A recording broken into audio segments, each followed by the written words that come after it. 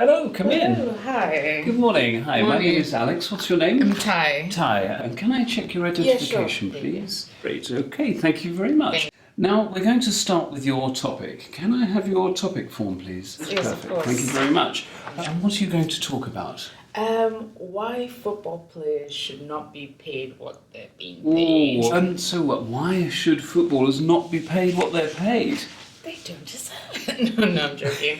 I'm sure they're very skilled people, and I think everyone who's skilled should be given a decent wage. But I just feel comparatively to other occupations that work really hard, for example, doctors, firefighters, those who actually do something that adds to the community should either be paid equal wage, which granted is probably not possible, or the footballers play and their wages should be reduced. I don't know what you I take your point, Tai, but I mean, historically, if footballers hadn't been paid such a good salary, then there wouldn't have been the attraction for other new footballers, new talent. I appreciate that, and obviously I'm sure they bring lots in terms of like, I don't know, tourists who come and the stadiums and all that jazz, but it just seems very superficial to me. I just feel like they're just people out there who are doing really good work, who slog, and really low paid. Nurses, for example, do a fantastic job, and if you think about the salary of a football player who technically just kicks a ball around, and a nurse who's potentially saving a life, I don't think the two, in terms of life value, really equate. I think we place a lot of value in terms of superficial things as opposed to real life. There are a lot of people that would disagree with you. I mean, what do young people, football fans, what do they say about footballers' salaries? I think to some degree, I'm sure they would agree with it. But at the end of the day, I think the millions that they're getting paid, I think there's at some level, most people would think, okay, this is getting a bit out of control. You have young guys who are 21, 22, being paid ridiculous money per week or whatever their salaries are. And I don't know, I think fans will probably appreciate the sport. They're feeding into it by the fact that they go into the stadiums, they're buying the propaganda, they're buying the merchandise. But I think they would probably agree that to some level it's too much. So imagine if you were to meet a football executive, someone on the FIFA board or something, what advice would you give them?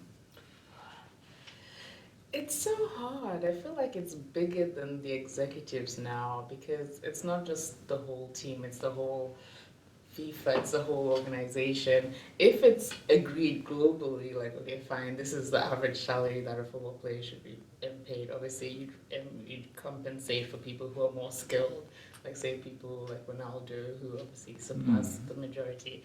But I think there should be some sort of cap, and I think, it's hard to say that they don't deserve it. I think, my viewpoint, it's more in the context of other people whose salary should, my premise is wrong, it's more their salary should be increased as opposed You're convincing yourself out. Yeah. But surely, from the perspective of society, there are a lot of advantages to football players receiving these salaries. I would say what? Other than their personal gain, I don't see what they do in terms of giving back to society. I just don't see any gain that I or you benefit from them getting the salary. Some young people would say they have many advantages. They're a role model, they strive to achieve excellence, they're very healthy, fit. Yes. But I would then compare it to the positive things that, say, doctors bring. I would definitely do it comparatively. If we isolate to learn, fine, yes. It's probably hard for me to say it's tedious and superficial, but it's slightly superficial. If you were a professional footballer and you were earning £1 million a year, would you complain? I probably would not. Probably would not.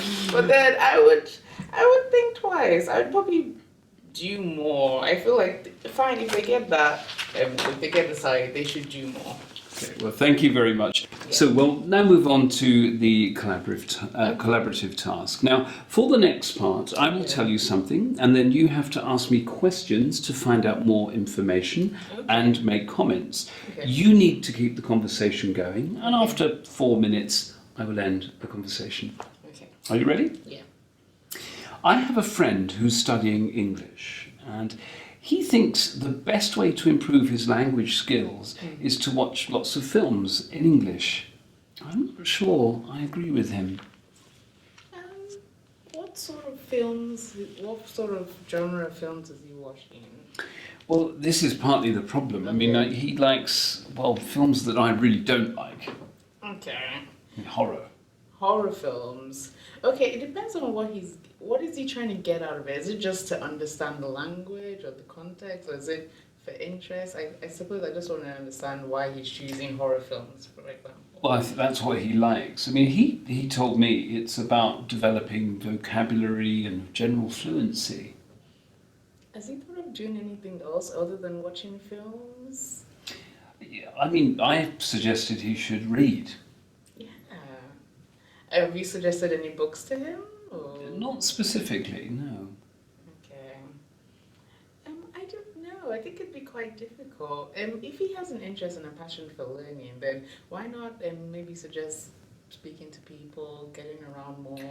Well, this is my issue. It's there's a bit of a problem with him and socialising. Have you gone to events with him just to break the ice? Yeah, a couple of times. He's a little bit shy, and this is the problem I have with him watching films. Okay, so you feel like he's a bit too withdrawn when he watches? Well, it doesn't really help the socialising, talking and so on. He doesn't really produce any language, other than screaming. Which is a language in itself.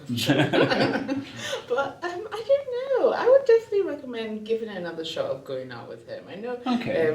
And I'm sure you sound like a very sociable person, someone who can really bring conversation out. Sometimes. Sometimes. So maybe, I don't know, when you go out with him, ask him open-ended questions, things that he can actually feel like he can relate to, or maybe in terms of the people you're speaking to. If horror is his interest, like, have you seen any horror movies? So he can feel like he can participate. Oh, I see. So sort of integrating his interest yeah. That's not a bad idea. I mean, he's a bit shy, so I have struggled really to get him out. I mean, he's fine when he gets out, but it's just that, the initial stuff. Why is he? It's probably hard to say why is he so shy. I see his personality. He's just a bit like that. But the other thing, he loves football playing. Does he? Okay. Does he play for a team? No, I mean, I think he did in his original country, but I wonder if there's some scope to move away from the films and do something a bit more proactive. That would help him with his language. And I think it'll also help him with his social skills, because you do find like people who are in a team, they're more sense of, social integration and camaraderie. So I think if there are teams that he'd like to be involved in, I definitely like. I think there must be. But maybe there are advantages to watching films in English. I would agree insofar as you can gain words, but to actually understand and to have the ability to respond, I would say no. I think you need to speak to people. You need to have that interaction. You need to be able to have a conversation, like you and I are having right now. Good idea. Well, I shall try to take him out again. But do. Thank you very much, Tai. And now we're going to talk about something different. And I want to ask you about national environmental concerns. Okay. What do you feel are the most pressing or important national environmental concerns, either here in the UK or in your own country? Ooh, it's a toughie. Well, obviously, in this country, we're very privileged. We have a lot of resources towards mainly energy, but there is this big thing about the lights eventually going out, and how we produce energy in terms of whether we do it in an ethical way or we use our natural resources. And I think that's probably a concern. I think how we produce energy here, like using wind turbines as opposed to using chemical plants, or I don't know if you know. So do you support the idea of renewable energies, wind I turbines and do. so on? I feel like our weather sucks so much and we get so much wind. Well, we could use that to our advantage. We could use it to, and I think we do. There's building a lot of wind. Some people disagree with the use of renewable energies.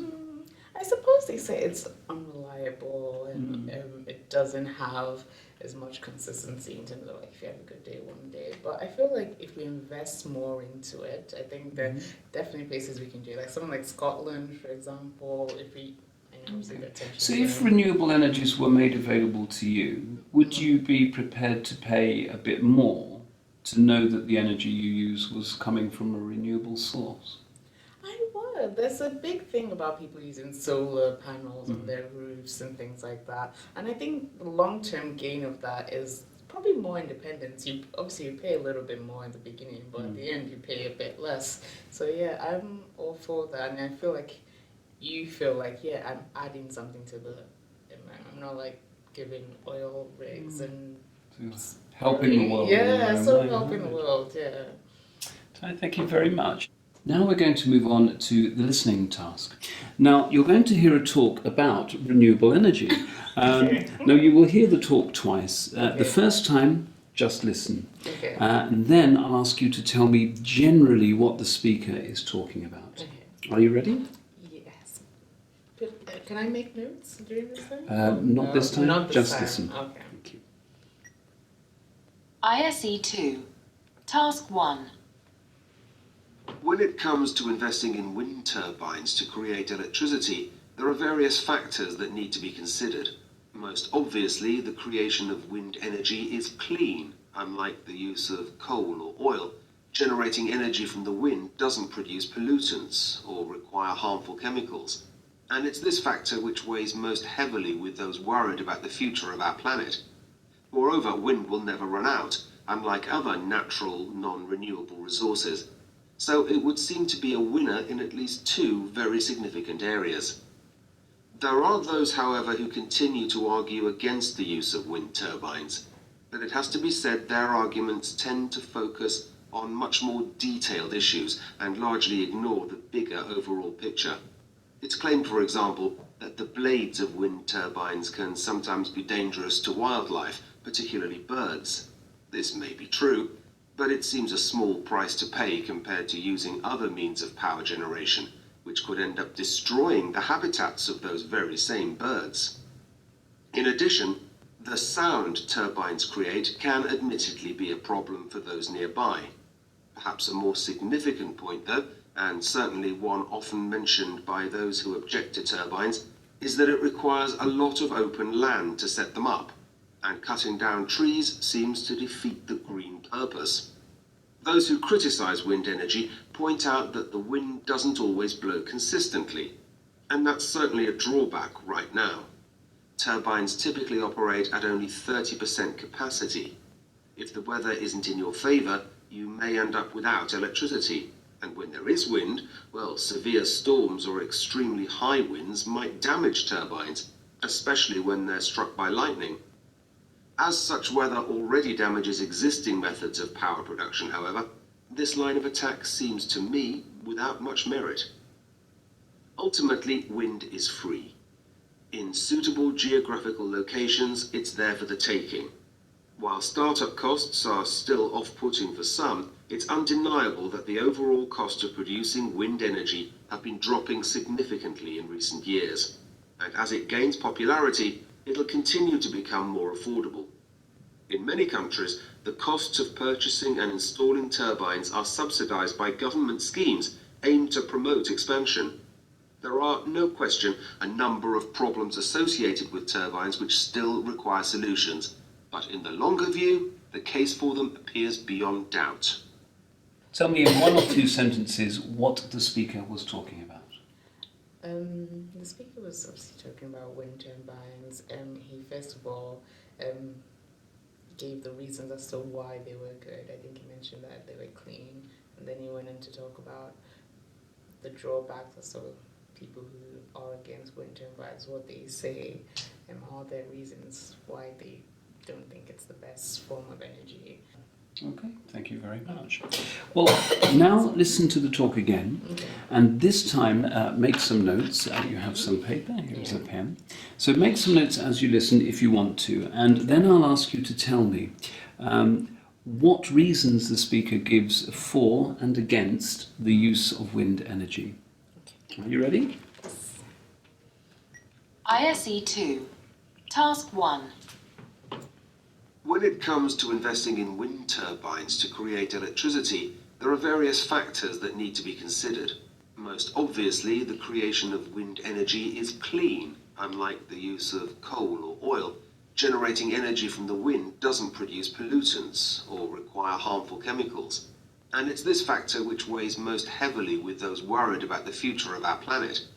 Moreover, wind will never run out, unlike other natural, non-renewable resources. So it would seem to be a winner in at least two very significant areas.